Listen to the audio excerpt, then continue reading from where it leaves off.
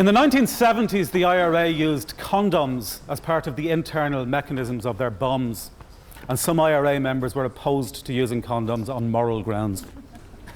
Today in Belfast, the health minister is a young earth creationist who rejects evolution, and the High Court has just told him that he is being irrational to ban gay men from giving blood. Today in Rome, the Vatican still protects priests who have raped children, and Irish state tribunals have found that Catholic bishops have positively lied and deliberately misled.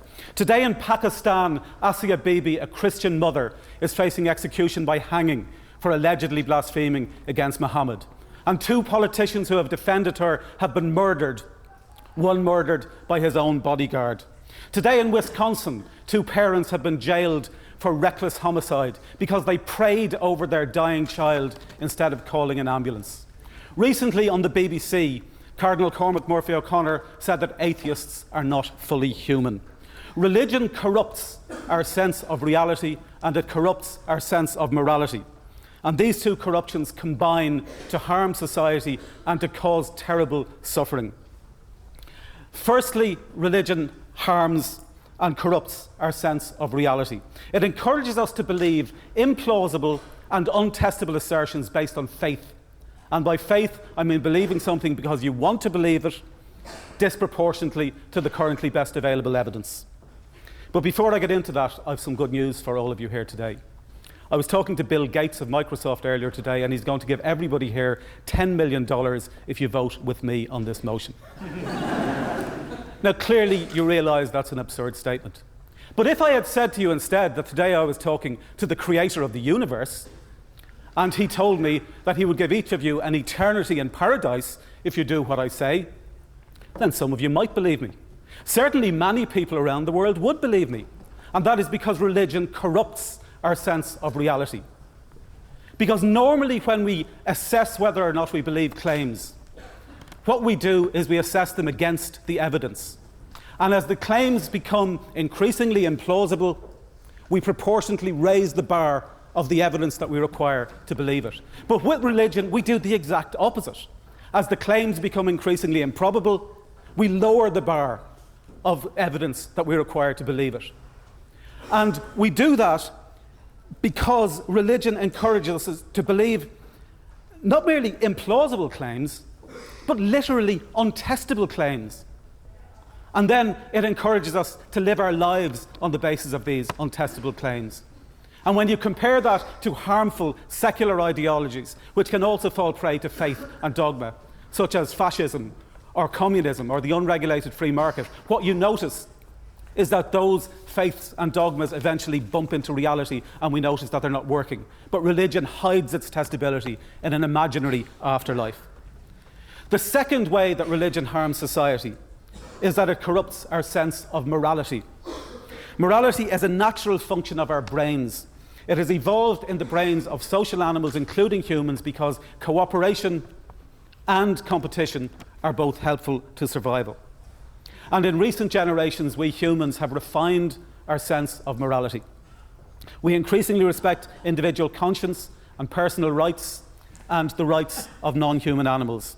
And in doing that, look, it's a hard enough job already. It's hard enough to balance the competing requirements of compassion and empathy and cooperation and reciprocity and suffering and well-being and fairness and justice. But what religion does is it corrupts that task.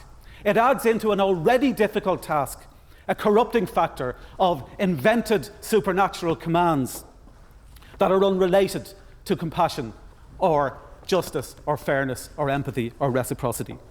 And religion insists that our natural morality is trumped by this, that it's trumped by what some people believe that the creator of the universe is telling them to impose on the rest of us.